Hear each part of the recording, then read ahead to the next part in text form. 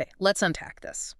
We are diving into a deep dive today that honestly tackles one of the most persistent myths out there. Mm, It's this idea that a sober life, a life without those chemical crutches we sometimes lean on, is somehow less, diminished, just plain boring. yeah, the great subtraction narrative. Exactly. So we've titled this exploration The Unexpected Joy. And that narrative, the biggest illusion addiction sells you, it's a betrayal, really. So our mission today is to dig into the counter-narrative. We've got loads of personal accounts, psychological texts. A real mix. Yeah, and they all point towards this surprising freedom, this clarity, and importantly, this deep, real joy that people find in recovery. We want you to see what actually emerges when that chemical numbness finally wears off. Absolutely. We're focusing hard on the gains, what you actually add to your life, not what you supposedly lose. Right. If you've ever wondered, what's really on the other side of that fear, well, the voices in these sources are pretty unified. Sobriety isn't subtracting fun. Not at all. It's adding something huge. It's getting yourself back, self-possession, being truly available emotionally, a kind of fulfillment that was just impossible when you were, let's face it, managing a double life. And to really get why that fulfillment feels so, well, unexpected, you have to start at the beginning. Why the substance in the first place? What's the deficit? Right. Sarah Hepola nails this. She talks about people using substances to escape just being human. Yeah. The self-consciousness, the loneliness, those deep insecurities, the fear. The everyday awkwardness of it all. Exactly. The substance promises to kind of smooth that over. Yeah. To fix the problem of just being here. So let's start right there with that promise, that idea of alcohol or whatever it is as an ally. Hepola talks about wanting alcohol to make her fearless, give her that swagger she felt she didn't have. Oh, yeah. That's so common, isn't it? The instant personality upgrade in a bottle. Confidence on demand. But what happens, she says by her mid-30s, that initial promise, it just evaporates. It doesn't just evaporate, it flips completely. It's insidious. Instead of feeling fearless, she says she was suddenly scared all the time. Scared of what? Scared of stopping, scared of what she did during blackouts, scared of the damage from the night before. Alcohol wasn't the brave friend anymore. It became the boss. Exactly. The chemical tyrant. Hiftel calls it the trustiest tool needed just to get through the day. And the irony is just staggering. She started using it to drink away the parts that make us human. The doubts, the loneliness, the vulnerability. And ended up losing her humanity in the process. Becoming less human, yeah. Losing the thread of her own life, her own story. Wow. That moment of betrayal, Caroline Knapp captures that feeling too, that switch. You get that temporary comfort, right? The anxiety eases for a second. Just a moment of relief. But then it's immediately replaced by the exact things you were running from. Shame, rage, that deep gnawing anxiety. You see the emptiness inside, and the reflex is just Panic. Anesthetize me. Now. It's a perfect trap. The cure causes the disease, and the disease screams for more of the cure. It's a feedback loop from hell. And this is where Annie Grace's concept of the stress paradox comes in. Such a clear example of cognitive dissonance. Explain that a bit. Well, culturally, we're bombarded with the idea that alcohol is for relaxing. Kick back with a drink. It's the social lubricant, the stress reliever. The reward at the end of a hard day? Right. But as Grace and others point out, drinking actually increases stress massively. You're not just dealing with normal life stress, your job, relationships, whatever. You're piling on this whole extra layer. The anxiety about what you said or did, the fear of blacking out, the physical toll, the hangovers. So how does the mind hold those two things together? The reality of more stress versus the belief that it's a stress reliever? That gap seems huge. It is huge, but the cognitive dissonance is incredibly powerful. It basically overrides rational thought. Your unconscious mind, through sheer repetition, has been conditioned to believe the substance is a friend, a necessity. It handles stress. It makes things fun. That's the ingrained belief. Even when your logical mind is screaming, this is destroying me, this is making everything harder, the emotional and chemical conditioning just tells a different, much louder story. Willpower doesn't stand a chance against that. Not consistently, no. It's like trying to argue with a broken record that's wired directly into your brain's reward system. Which brings us neatly to the neurobiology. Understanding this helps lift some of that shame, right? Seeing addiction not just as a moral failing, but as a medical, biological reality. Absolutely crucial. Mark Lewis talks about how addiction changes neural pathways. Your brain is basically an efficiency expert. Okay. If something brings immediate pleasure or helps you avoid immediate pain, The brain strengthens that pathway, makes it easier to do it again next time. It wants the shortcut. So the more you do The it, deeper the groove gets, the behavior becomes automatic, almost unconscious. The brain has streamlined the process right down to the craving and the action. and Gobomate connects this vulnerability back to really early experiences. It's heartbreaking, actually. It really is. He cites research on rat pups. If they were deprived of their mother's presence for just 1 hour a day during their first week, just 1 hour, That doesn't sound like much. you wouldn't think so. Oh, But those pups grew up significantly more likely to self-administer cocaine wow. Why? because that early stress caused a permanent disruption in their dopamine system. The brain's natural reward and motivation pathway was fundamentally altered, making them more susceptible to seeking external chemical rewards later on. 1 hour a day. Permanent neurological change. That just completely reframes the idea of personal blame or weakness, doesn't it? It has to.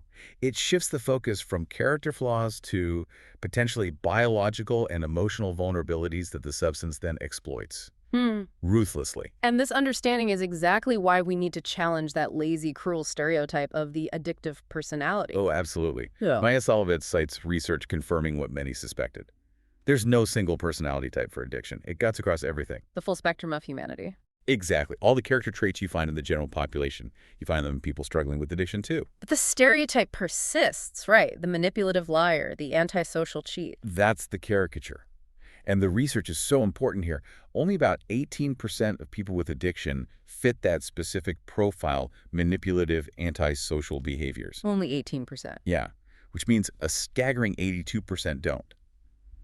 They're often the opposite, anxious, maybe people-pleasing, deeply ashamed, just trapped. We see the 18% because their behavior causes loud, visible damage. Right. The other 82% are often suffering in silence, hiding it. Okay, but we do need to talk about the self-centeredness that seems inherent in active addiction. It's a tricky concept. Very tricky. And it's key to understanding the psychological block to recovery. Russell Brand talks about not as just vanity like, I look good, but as this deep egotistical thinking. Meaning what, exactly? Meaning your own feelings, your own state of being, become the absolute ontological center of the world. Your comfort, your need to avoid pain is the only thing that truly matters. Nothing else registers with the same importance. My internal state dictates reality. Pretty much. And this ties into what Ernest Kurtz describes so brilliantly. The paradox of the alcoholic nursing.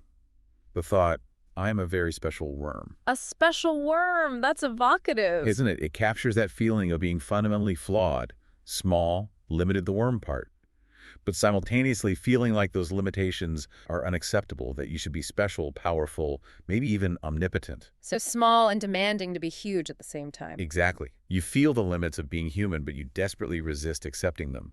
And the drink or the drug offers that temporary illusion of omnipotence.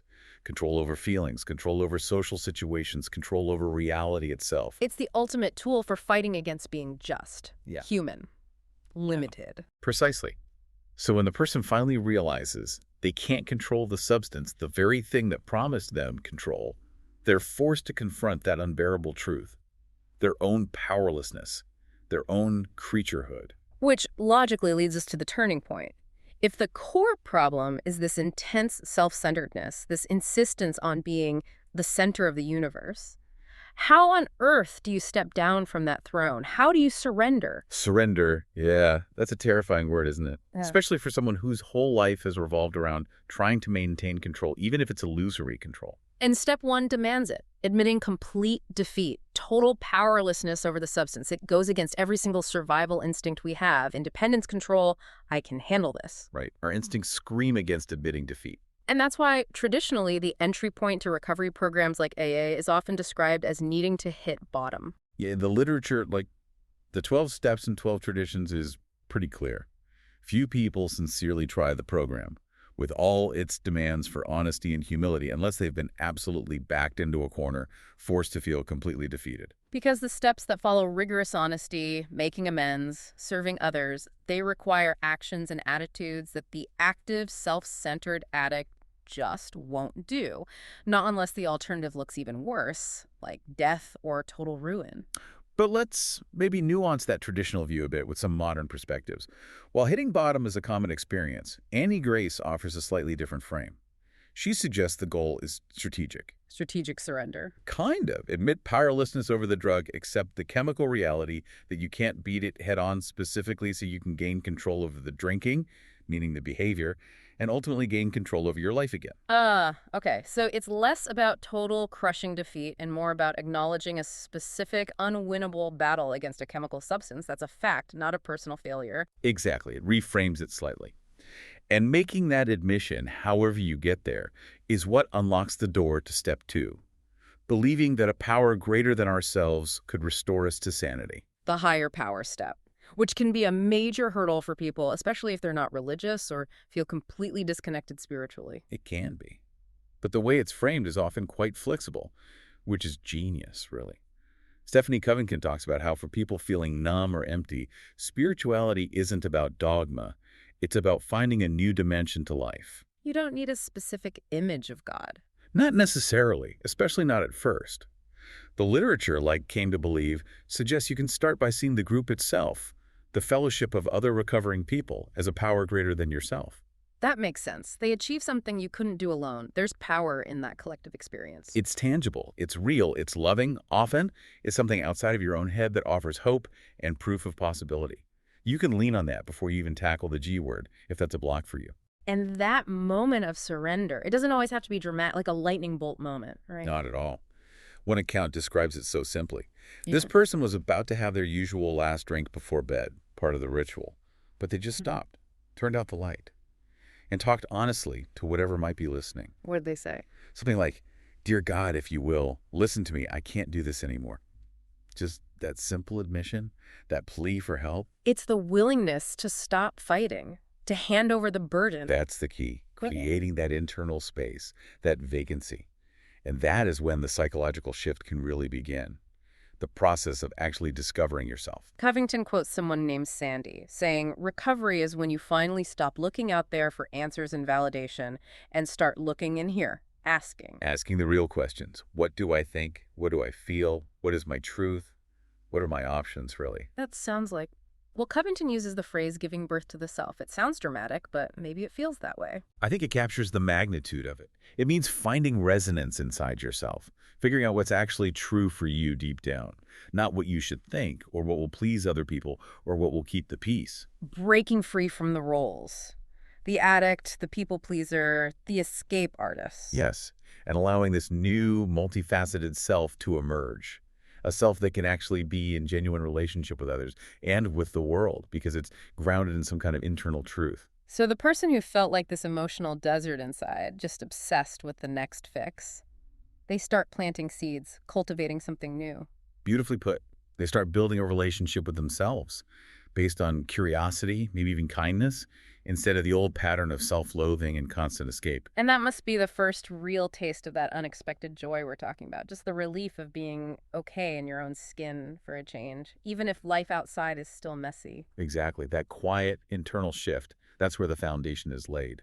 Okay, so this new self, or maybe just the potential for a new self, starts to emerge, but it's fragile, right? It needs strengthening. That seems to be the work of the next chunk of steps, the integrity work. Yeah, this is where the rubber meets the road.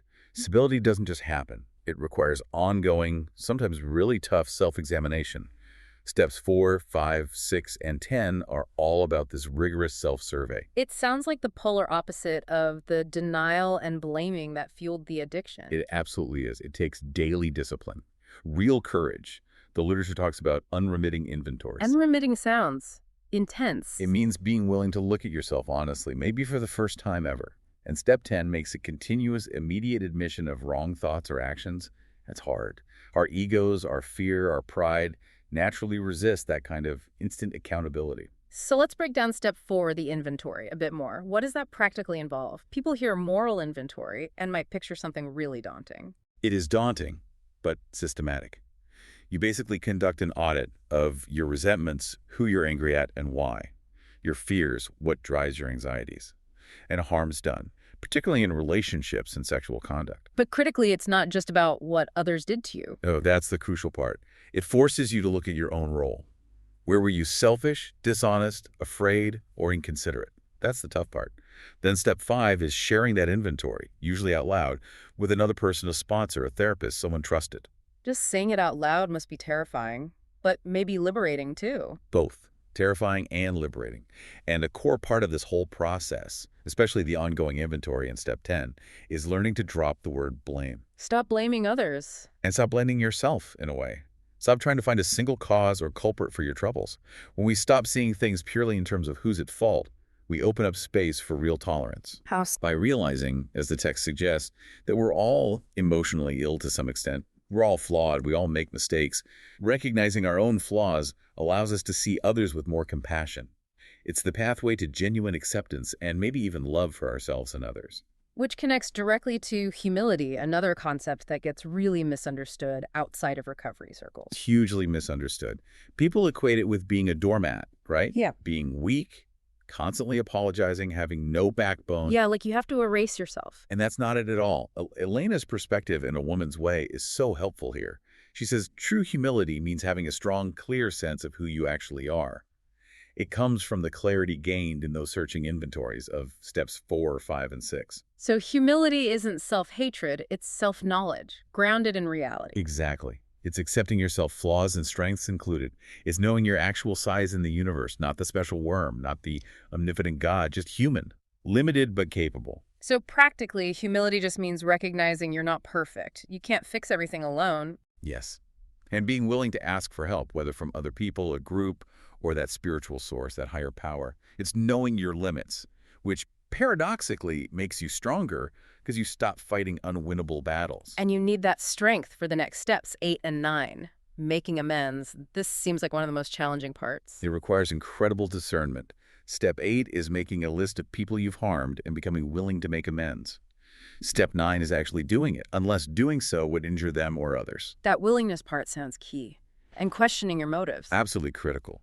Before you approach someone, you have to ask yourself, am I doing this to genuinely try and repair damage? Or is there some other motive? Am I looking for forgiveness to make myself feel better? Am I just trying to offload my guilt? Self-interest has to be pushed aside. And that caveat, except when to do so would injure them or others, is huge. It's the prime directive, non-harm. The 12 Steps and 12 Traditions gives that stark example, unloading a detailed confession of affairs onto a spouse who had no idea. That might make the person confessing feel better momentarily. But it could completely devastate the other person. That's not an amend. It's potentially causing more harm. Your relief cannot come at the cost of someone else's well-being. Usefulness and compassion have to guide the action, not just your need for closure. This level of ethical consideration, day in and day out, it leads into the maintenance steps, right? 10 and 11, keeping the house clean, spiritually speaking. Exactly. Step 10, the continuous inventory, is called the acid test. Can you apply these principles all the time? Can you stay sober and emotionally balanced no matter what life throws at you? It's about catching resentments, fear, dishonesty immediately before they build up and threaten your sobriety. People talk about a dry bender, being sober but miserable and acting out emotionally. Step 10 helps prevent that. And step 11, prayer and meditation, seeking conscious contact. This becomes vital, like breathing. Meditation isn't necessarily about complex rituals. It's often described simply as being still, listening, creating space to receive guidance, intuition, peace, instead of constantly striving and planning and worrying. Quiet time. Yeah, quiet time. A chance to surrender the day's struggles and just be. The Little Red Book has such a lovely take on this. It suggests God's will for us isn't some grand, complicated plan we have to decipher. It's simply that we be happy, that we experience our full potential each day. Doesn't sound very grim or boring, does it? Not at all. It sounds like an invitation to joy, actually. And prayer and meditation become that essential support system, like air, food, sunshine, the sources say. It keeps you connected. And that conscious contact doesn't have to be mystical. It can be as simple as how you interact with others. Smiling, really listening, forgiving. It's about accessing something deeper than your own frantic thoughts when you just relax a bit. Okay, so after all this work, the surrender, the inventory, the amends, the daily maintenance, we finally arrive at the payoff, the fruits of this transformation. This is where the unexpected joy really comes into focus. Yes. And maybe one of the biggest, most unexpected joys is simply learning to be okay with yourself. Truly okay. Moving past that desperate need to run away. Exactly. Before sobriety, as Holly Whitaker points out, people are constantly escaping themselves. Through chemicals, sure, but also through noise, crowds, drama. anything to avoid silence, avoid being alone with her own thoughts. Because they didn't like the company. Pretty much. Recovery, she says, might be the first time someone finds genuine comfort just being by themselves. She makes this great distinction between isolation, which hurts, it's forced loneliness, and solitude. What's the difference? Solitude is chosen. It's peaceful. It's a rite of passage into real selfhood, she argues. And it's only possible if you actually know and, dare I say, like the person you're alone with. Yourself. That self-acceptance then becomes the bedrock for experiencing life differently, more fully. Infinitely more fully. That constant low-grade or high-grade anxiety and fear that often characterizes addiction starts to fade. It's replaced by this sense of inner security. And that security is what frees you up to live life as fully and passionately as you want. So serenity isn't boring or passive. Not at all. It's the foundation for real passion, because you're no longer terrified of feeling things. You develop the capacity to handle life's ups and downs without needing to numb out or run away. The ability to be present, that seems like a massive gift. It's maybe the greatest gift. Caroline Knapp tells this incredibly moving story about a woman whose brother died very suddenly. A terrible shock. Oh, wow. And amidst all the grief, the woman felt this overwhelming gratitude for being sober. She could feel everything, the devastation, the sadness, the love, without being incapacitated. She could be there for her family, fully present in the middle of the tragedy. That capacity to feel, to endure without escaping, that's the real opposite of the numbness alcohol promised, isn't it? It truly is. It's embracing the full spectrum of human experience, not trying to chemically edit it. Okay, but let's tackle the social fear directly. The I'll be boring fear, the I won't have fun at parties fear, the everyone will think I'm judging them fear. The fun police anxiety. Eddie Grace tackles this head on. She basically says, forget that. The sober person often feels amazing in social situations. Really? How? You have all your wits about you. You remember conversations. You laugh more genuinely. She even argues you're often funnier and smarter because your senses aren't dulled. You're actually more engaged, not less. And the fear of judgment from others? Often it's misplaced. People might be curious, maybe even inspired. Making a clear, courageous choice against the cultural pressure to drink often commands respect, not ridicule. Your clarity can be intriguing. That clarity must change relationships too. Dating, friendships. Oh, profoundly. When that desperate need for external validation starts to fade, your standards naturally rise. Laura McCowan writes about this really clearly. What does she say? She describes being on a date early in sobriety and watching the guy just down like 3 huge glasses of wine really fast. And she had this moment of clarity, Which was? realizing she didn't need his attention or approval so badly that she'd ignore that behavior or ignore her own discomfort. Before, she might have overlooked it, just wanting the validation, wanting to disappear into something for a while, as she puts it. But now with sobriety, she had enough self-respect to say, no, this isn't for me. Exactly. That shift from needing external validation to honoring your internal truth, your own well-being, that's huge. It changes who you let into your life. It's the difference between wanting someone to see you and cultivating a self that's worth seeing and being selective about who gets to see it. Well said. Yeah. And sometimes what kickstarts that whole process is just experiencing simple kindness. McCowan also notes how powerful non-judgmental acceptance from others can be. It can crack through layers of shame and finally make honesty feel possible. Which brings us to the final outward-facing aspect of recovery, purpose, step 12. The culmination, in many ways. The literature describes the theme of the 12th step as the joy of living, and the key word is action. Carrying the message. Carrying the message, yes, but also living the principles. That joy comes through giving back, helping others, without expecting anything in return. It completes the circle, moving from total self-centeredness to genuine usefulness. So ambition gets a whole new meaning. Completely redefined. It's not about chasing status or money or power anymore. True ambition becomes the deep desire to live usefully, to walk humbly, to contribute something positive. And that outward focus paradoxically brings inner peace? That's the consistent message. It transforms resentments into acceptance, fear into hope, anger into love. It makes daily life feel meaningful, joyous, fruitful. It's building a life that actually works on a solid foundation. Living in that conscious contact, focusing on service, self-awareness, makes you feel like you belong in the world. Yes. And like the Little Red Book says so simply, maybe the ultimate goal, the higher power's will, is just for us to be happy, to actually experience and enjoy our full potential day by day. That is the unexpected joy. It was there all along, just buried. So when we step back and look at all this, What does it really mean for you listening right now? I think the core transformation is just undeniable. Yeah, it's powerful. That thing you feared losing, the drink, the substance, the escape, its loss, is completely overshadowed by what you gain. You gain yourself, a version of yourself that's more stable, more present, more capable of real, authentic joy, a life free from that relentless obsession. The sources are so clear. This spiritual path, whatever that looks like for an individual, it isn't just a nice theory. It works. It delivers tangible results, emotional balance, integrity, a sense of purpose. Peace, even amidst chaos sometimes. And the great paradox seems to be that the ability to face reality, to feel discomfort, even pain, the very things the addiction was trying to avoid, that's what unlocks the door to this deeper joy. You have to go through it, not around it. It reminds me of that classic idea from the philosopher William James. He talked about society needing a moral equivalent of war, something demanding, something strenuous and heroic, but positive, something that channels our energy towards a higher purpose, Right. beyond just material comfort or self-interest, something universally compatible with our spiritual selves. Okay, so how does that connect back to personal recovery? Well, think about it.